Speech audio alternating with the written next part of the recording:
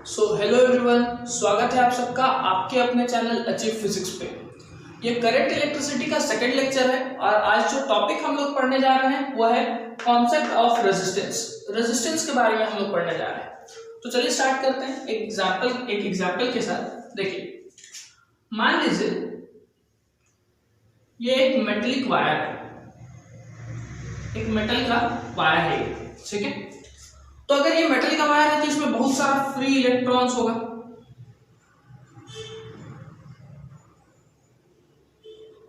ठीक है। ये वायर है, इसमें बहुत सारा फ्री इलेक्ट्रॉन्स होगा। अभी ये फ्री इलेक्ट्रॉन्स ऐसे रैंडम मोशन कर रहा होगा, कहीं भी, कोई भी किधर भी जा रहा है ना।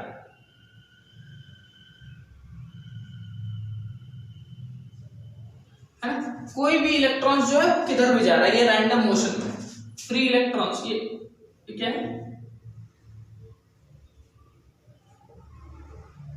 फ्री इलेक्ट्रॉन्स है और ये क्या कर रहा है? रैंडम मोशन कर रहा है, मतलब फ्री टू मूव है, ठीक है। अब समझिए कि मान लीजिए इसको हम लोग क्या किए ना, एक यही वाला, इसी को दोबारा बना रहे हैं यहां पे।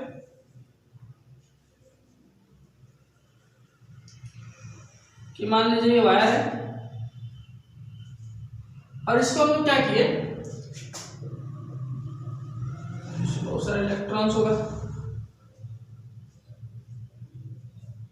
इसको हम लोग एक पोटेंशियल डिफरेंस दे दिए। पोटेंशियल डिफरेंस दे दिए मतलब इसको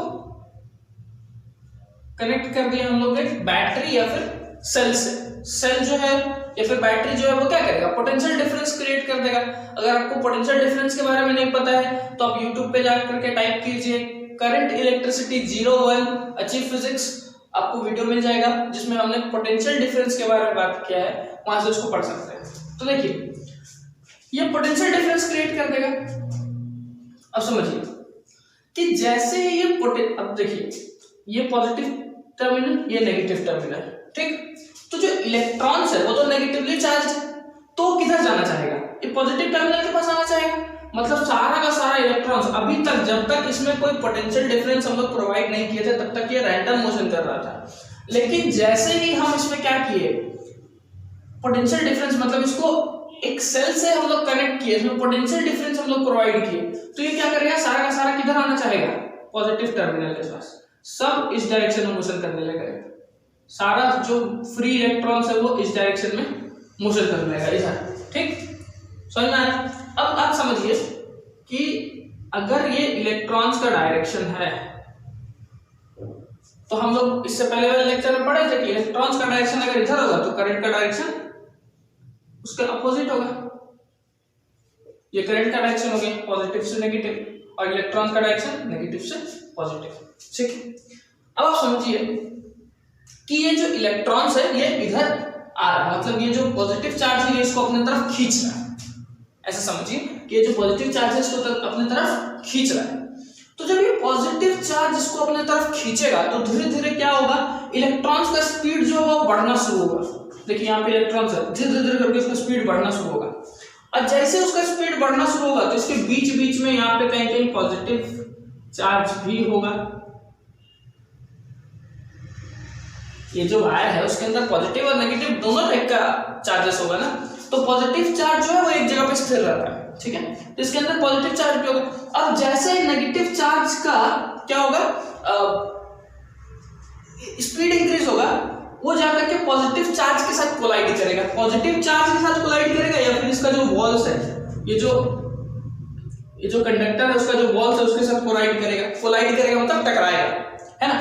देखिए समझिए कि मान लीजिए ये इलेक्ट्रॉन है, ये इलेक्ट्रॉन जो है यहाँ पे अभी पोटेंशियल डिफरेंस क्रिएट हुआ, मतलब ये इधर जाना चाह रहा है, जाकर के इधर से टकराया, इससे टकराया, ये वाला पॉजिटिव चार्ज से ये टकराया। तो जैसे ये पॉजिटिव चार्ज से टकराएगा इसकी स्पीड क्या हो जाएगा, कम हो जाएगा, ठीक है। फिर स्पीड कम हो गया, फिर दोबारा ये खींचा, ये इधर आना चाहा, फिर टकराया, फिर स्पीड कम हो गया। तो इसका मतलब क्या है कि ये जो पॉजिटिव चार्ज है या फिर ये जो वॉल्स ऑफ द कंडक्टर है ये क्या क्रिएट कर रहा है, ऑब्स्ट्रक्शंस क्रिएट कर रहा है। क्या क्रिएट कर रहा है? ऑब्स्ट्रक्शन क्रिएट कर रहा है, इलेक्ट्रॉन्स को फ्लो होने नहीं दे रहा है। मतलब इलेक्ट्रॉन्स को फ्लो करने में तकलीफ हो रहा है, दिक्कत हो रहा है, बार बार फ्लो करना चाह रहा है लेकिन टकरा करके धीरे हो जा रहा है, फिर फ्लो करना चाह रहा है फिर टकरा करके धीरे हो जा रहा है। अब वो टकराना किसी से भी हो सकता है, टकराना हो सकता है कि ये पॉजिटिव चार्ज से टकराया हो, या फिर हो सकता है कि ये वॉल्स ऑफ द कंडक्टर के साथ टकराया हो, वो टकराना किसी के साथ भी हो सकता है। तो ये जो ऑब्स्ट्रक्शन है इसी को हम लोग बोलते हैं रेजिस्टेंस। ठीक है, रेजिस्टेंस क्या होता है?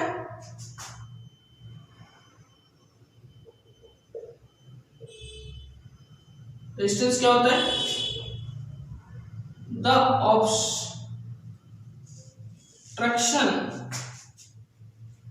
Offered by the walls of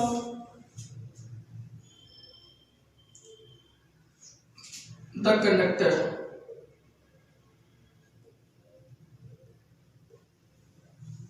is called resistance. The obstruction offered by the walls of the conductor is called resistance. ठीक है, कंडक्टर के वॉल्स या फिर कंडक्टर के द्वारा जो रेजिस्टेंस ऑफर किया जा रहा है, उस जो ऑब्स्ट्रक्शन ऑफर किया जा रहा है उसी को हम लोग क्या बोलते हैं? रेजिस्टेंस। और यही ऑब्स्ट्रक्शन क्या करता है? करंट को फ्लो होने से रोकता है। तो इसका दूसरा डेफिनेशन ये भी है,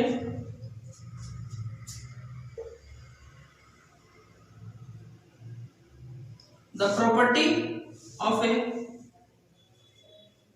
conductor due to which it opposes the flow of current in it is called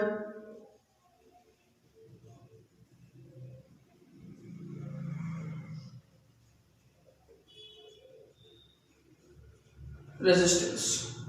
Property of a conductor due to which it opposes the flow of current. Conductor का वो प्रॉपर्टी जिसके वजह से वो अपने में से करंट के फ्लो को रोकता है उसी को हम लोग बोलते हैं रेजिस्टेंस। ठीक है, यहां तक समझ में आया होगा। अब देखिए,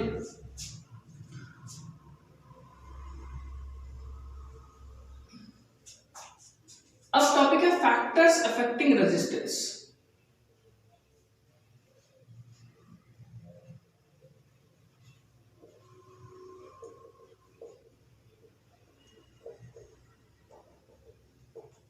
फैक्टर्स अफेक्टिंग रेजिस्टेंस। देखिए, सबसे पहला जो फैक्टर है वो है लेंथ ऑफ वायर या फिर लेंथ ऑफ कंडक्टर। सबसे पहला जो फैक्टर है वो है लेंथ ऑफ वायर या फिर लेंथ ऑफ कंडक्टर। देखिए कैसे, जितना बड़ा कंडक्टर होगा रेजिस्टेंस उतना ज्यादा होगा जितना बड़ा लेंथ ऑफ द वायर होगा। देखिए कैसे, जितना बड़ा कंडक्टर होगा या जितना बड़ा वायर होगा इलेक्ट्रॉन्स को उतना ज्यादा डिस्टेंस ट्रैवल करना पड़ेगा, है ना। और जितना ज्यादा इलेक्ट्रॉन्स को डिस्टेंस ट्रैवल करना पड़ेगा उतना ज्यादा उसको ऑब्स्ट्रक्शंस मिलेगा, मतलब उतना ज्यादा रेजिस्टेंस मिलेगा। तो अगर लेंथ ऑफ द वायर बड़ा होगा तो रेजिस्टेंस भी बड़ा होगा, डायरेक्टली प्रोपोर्शनल है। ठीक है, डायरेक्टली प्रोपोर्शनल का मतलब क्या होता है? अगर एक बढ़ेगा तो दूसरा भी बढ़ेगा, मतलब लेंथ ऑफ द वायर बढ़ेगा तो रेजिस्टेंस भी बढ़ेगा। ठीक है, दूसरा area of cross section. Cross section area क्या होता है?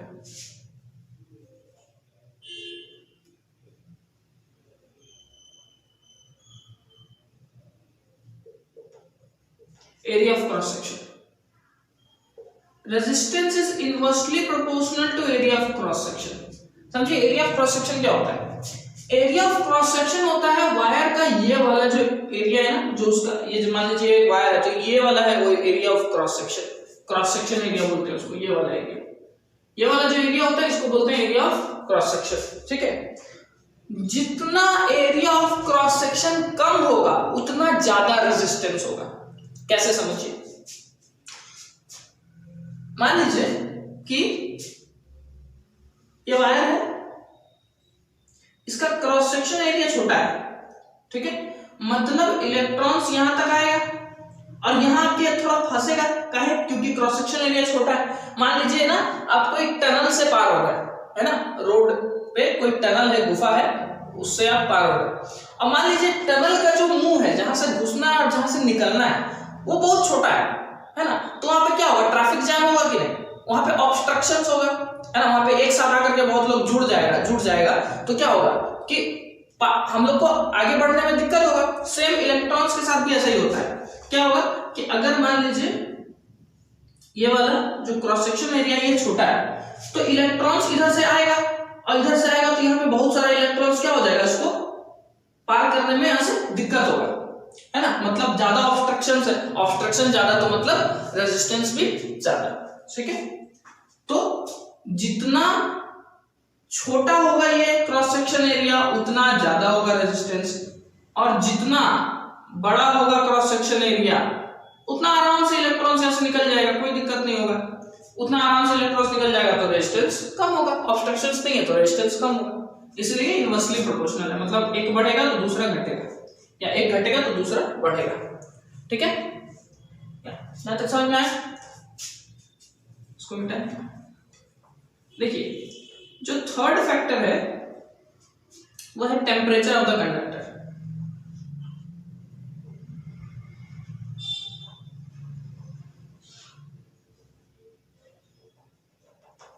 टेम्परेचर ऑफ कंडक्टर, देखिए इसको समझिए, जितना ज्यादा टेम्परेचर होगा कंडक्टर का, रेजिस्टेंस उतना ज्यादा होगा, मतलब डायरेक्टली प्रोपोर्शनल। मान लीजिए कंडक्टर है, इसका टेम्परेचर बहुत ज्यादा है, जब इसका टेम्परेचर ज्यादा होगा, मान लीजिए कंडक्टर, इसका टेम्परेचर बहुत ज्यादा है, तो अंदर में जो इलेक्ट्रॉन्स है वो क्या करने लगेगा, उसका काइनेटिक एनर्जी बढ़ जाएगा अंदर में। मान लीजिए कंडक्टर, इसको समझिए, थोड़ा फील लीजिए कि ये कंडक्टर, इसका टेम्परेचर बहुत ज्यादा है, ठीक है, अगर इसका टेम्परेचर ज्यादा है तो क्या होगा, इसका जो अंदर में जो इलेक्ट्रॉन्स है वो सब पगलाने लगेगा, इधर उधर इधर उधर इधर उधर लड़ने लगेगा, जाकर के एक दूसरे से टकराने लगेगा, है कि नहीं, बाहर निकलने के लिए, इधर उधर भागने के लिए, ठीक है। तो जितना ज्यादा इधर उधर टकराएगा उतना ज्यादा रेजिस्टेंस, मतलब टेम्परेचर ज्यादा तो रेजिस्टेंस भी ज्यादा होगा, ठीक है, टेम्परेचर ज्यादा होगा तो रेजिस्टेंस भी ज्यादा होगा। और एक चौथा पॉइंट है जो बहुत आसान है, उसको हम लोग बोलते हैं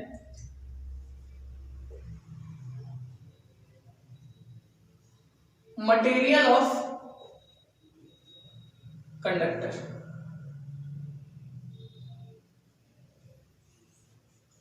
क्या है मटेरियल ऑफ कंडक्टर?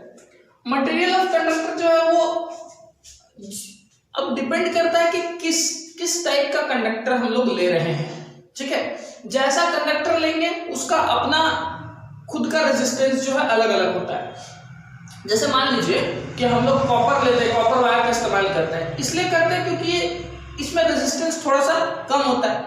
इसके जगह पे जिंक का इस्तेमाल कर लेंगे तो उसमें रेजिस्टेंस ज्यादा होगा थोड़ा, है ना। या फिर हम लोग मान लीजिए अगर बोलते हैं ना silver is the best conductor, तो अगर सिल्वर का वायर लगा देंगे तो उसका रेजिस्टेंस और कम होगा, है ना। तो depending upon the material of the conductor ये डिपेंड करता है कि उसका रेजिस्टेंस कैसा होगा, ठीक है। तो ये चार फैक्टर है, क्या क्या, लेंथ ऑफ द वायर, जितना लेंथ बढ़ेगा उतना रेजिस्टेंस बढ़ेगा, cross section area, area of cross section, मतलब जितना एरिया ऑफ क्रॉस सेक्शन घटेगा उतना रेजिस्टेंस बढ़ेगा, जितना छोटा जगह होगा उतना रेजिस्टेंस ज्यादा होगा, ठीक है। Temperature of the wire, temperature जितना बढ़ेगा पार्टिकल्स उतना ज्यादा इधर उधर उधर करने लग जाएगा, ठीक है। पार्टिकल्स इधर उधर भाग, ये पार्टिकल्स मतलब ये इलेक्ट्रॉन्स इधर उधर भागने लग जाएगा, तो उतना ज्यादा टकराएगा एक दूसरे से कोलिजन करेगा, वॉल्स ऑफ द कंडक्टर से कोलिजन करेगा और रेजिस्टेंस बढ़ जाएगा, ठीक है। और ये मटेरियल मतलब जिस टाइप का मटेरियल लेंगे उस टाइप का रेजिस्टेंस उसका होगा, इतना नोट डाउन कर लीजिए। तो देखिए जो नेक्स्ट टॉपिक है वो है ओम्स लॉ। देखिए ओम्स लॉ क्या बोलता है, ओम्स लॉ बोलता है at constant temperature and pressure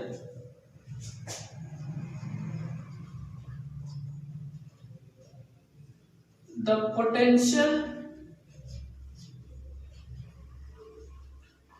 difference V is directly proportional to current I of the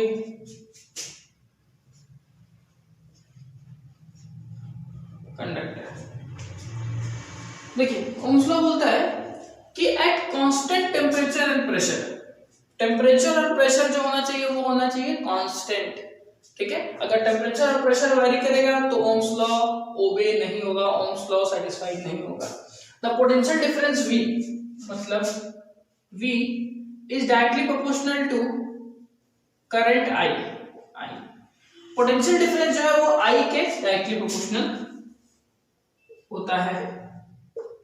चलिए इस बात को थोड़ा समझिए कि पोटेंशियल डिफरेंस मतलब, इसके कहने का मतलब है कि अगर पोटेंशियल डिफरेंस बढ़ेगा तो करंट भी बढ़ेगा, और अगर पोटेंशियल डिफरेंस घटेगा तो करंट भी घटेगा। चलिए इस बात को थोड़ा समझते हैं। अगर आपको याद हो तो हम लोग पोटेंशियल डिफरेंस पढ़ते समय एक एग्जांपल लिए थे पानी वाला, कि पानी का जो लेवल है वो इधर जितना ऊंचा रखेंगे उतना तेजी से पानी इधर फ्लो करेगा, मतलब दोनों के बीच में डिफरेंस को जितना बढ़ाएंगे उतना ज्यादा तेजी से पानी जो होगा वो फ्लो होगा। मान लीजिए डिफरेंस को कम रखेंगे तो पानी उतना तेजी से फ्लो नहीं करेगा, लेकिन ऐसे करके ऊपर रखेंगे एकदम इतना डिफरेंस रखेंगे, ज्यादा डिफरेंस रखेंगे तो पानी तेजी से फ्लो होगा। सेम आप समझिए चार्ज के साथ भी, कि जितना पोटेंशियल डिफरेंस हाई होगा, है ना, पोटेंशियल डिफरेंस जितना होगा उतना ज्यादा चार्ज जो होगा वो फ्लो होगा, और जितना ज्यादा चार्ज फ्लो होगा उतना ज्यादा करंट होगा, है ना। वही बोल रहा है कि potential difference V is directly proportional to current I, ठीक है। अब समझिए हम लोग जानते हैं कि हम लोग को इस प्रोपोर्शनैलिटी के साइन को हटाने के लिए यहाँ पे इक्वल टू लाने के लिए एक कांस्टेंट लाना पड़ता है, तो हम लोग लिखेंगे V इज इक्वल टू, यहाँ कांस्टेंट लाएंगे R और I। R जो है ये है प्रोपोर्शनैलिटी कांस्टेंट, और यही जो R है यही क्या है,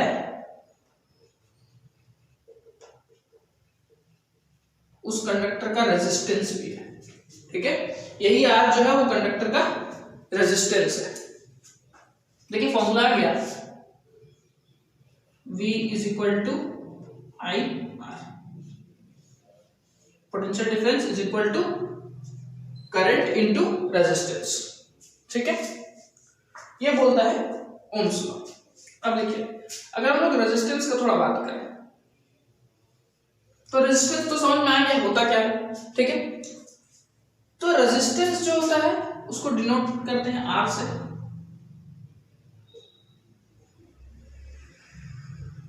उसको यहाँ R से डिनोट कर रहे हैं। अगर हम लोग यूनिट का बात करें, यूनिट ऑफ रेजिस्टेंस जो होता है वो होता है ओम, इसको ओम पढ़ते हैं, ठीक है। जैसे मान लीजिए रेजिस्टेंस 5 है तो लिखेंगे 5 ओम या फिर 7 ओम, ठीक है। अगर किसी कंडक्टर का रेजिस्टेंस 5 है तो बोलेंगे हम 5 ओम, 7 है तो बोलेंगे 7 ओम रेजिस्टेंस, ठीक है, ऐसा पढ़ते हैं उसको। अच्छा अगर मेरे को बोले कि डिफाइन 1 ओम रेजिस्टेंस,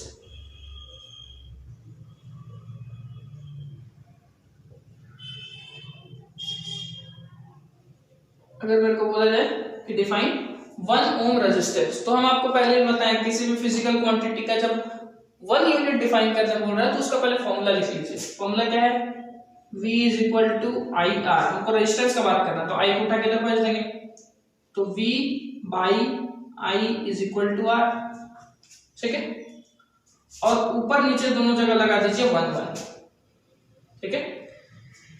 कि जब 1 एम्पेयर का करंट पास होगा और जो पोटेंशियल डिफरेंस है वो 1 वोल्ट का होगा तो उस समय जो रेजिस्टेंस होगा उसको 1 ओम रेजिस्टेंस बोलेंगे। इसको लिख भी देते हैं,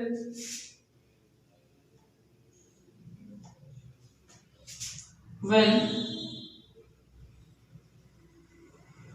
current of 1 ampere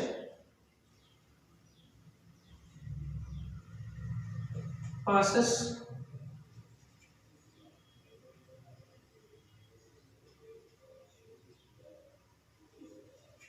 through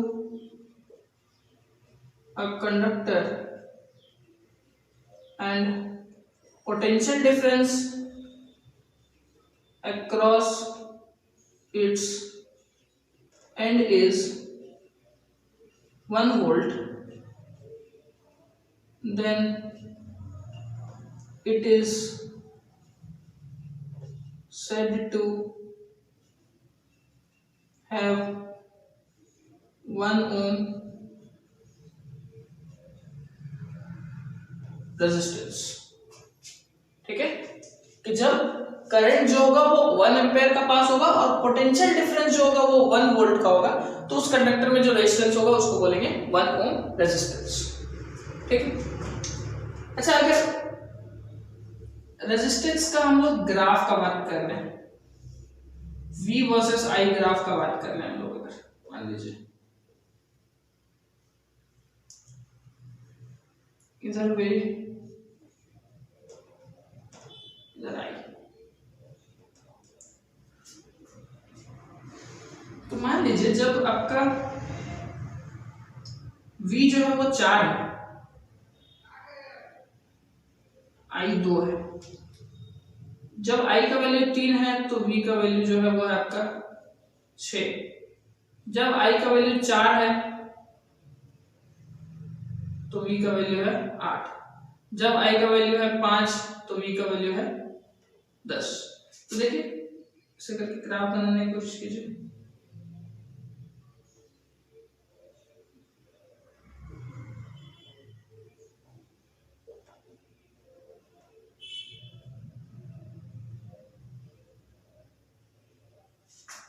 यहाँ से एक स्ट्रेट लाइन बनना चाहिए। ठीक है, एक स्ट्रेट लाइन बनेगा, तो जो V वर्सेस I ग्राफ होगा, V वर्सेस I जो ग्राफ होगा will always be a straight line of an ohmic conductor. अब ये ओमिक कंडक्टर क्या है, अभी बताएंगे ओमिक कंडक्टर क्या है। पहले इतना नोट कर लीजिए कि अगर कोई ओमिक कंडक्टर, अभी समझ लीजिए कि अगर कोई ओमिक कंडक्टर है, ओमिक कंडक्टर का मतलब जो ओम्स लॉ को फॉलो करता है, तो जो ओम्स लॉ को फॉलो करेगा उसका V वर्सेस I ग्राफ बनाएंगे तो ऐसे स्ट्रेट लाइन बनेगा। ठीक है, इतना नोट डाउन कर लीजिए, फिर आते हैं ओमिक नॉन ओमिक कंडक्टर पे। तो देखिए देखते हैं ओमिक और नॉन ओमिक रेजिस्टेंस क्या होता है।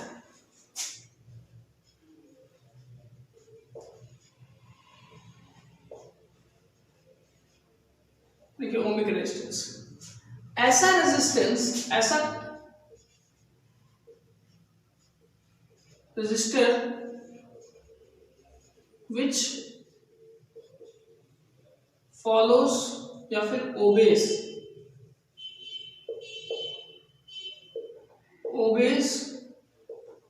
Ohms law is called ohmic resistor.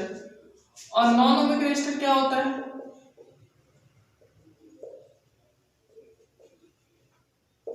Non ohmic resistor क्या होता है, resistor which do not obey ohms law। ऐसा रेजिस्टर जो ohms law को ओबे करता है उसको बोलते हैं ओमिक रेजिस्टर, और जो ohms law को ओबे नहीं करता उसको बोलते हैं नॉन ओमिक रेजिस्टर। ठीक है, अगर ओमिक रेजिस्टर का हम लोग ग्राफ बनाए V वर्सेस I ग्राफ तो स्ट्रेट लाइन बनेगा, और अगर नॉन ओमिक रेजिस्टर क्योंकि ओम्स लॉ को फॉलो ही नहीं करेगा तो इस टाइप का कर्व्ड ग्राफ बनेगा इसका। ठीक है, अगर इसका एग्जांपल का बात करें कि ओमिक रेजिस्टर कौन कौन होता है, तो जो मेटेलिक कंडक्टर होता है, मेटेलिक कंडक्टर्स में कौन कौन आ जाता है, एल्यूमिनियम, कॉपर, गोल्ड, सिल्वर, जो कुछ भी है ये सब आता है ओमिक, ये सब ओम्स लॉ को ओबे करता है, इसलिए ओमिक रेजिस्टेंस में आता है या फिर ओमिक कंडक्टर। और नॉन ओमिक कंडक्टर क्या है,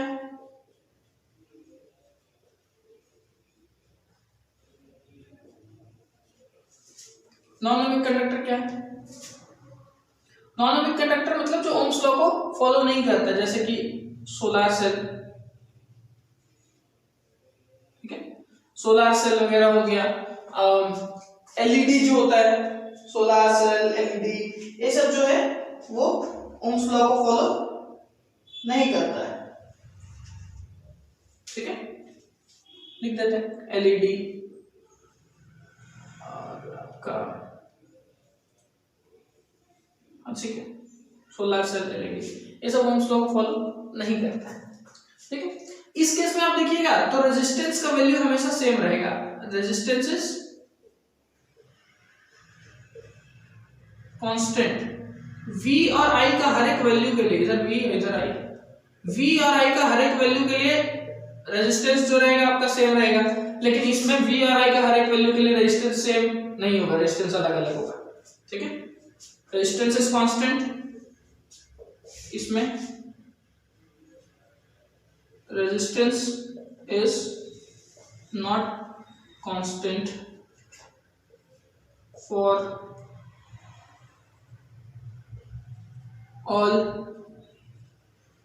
values of V and I. Resistance is constant for all values of V and I. ठीक है, ये हो गया हमारा ओमिक और non ohmic resistor, note down कर लीजिए।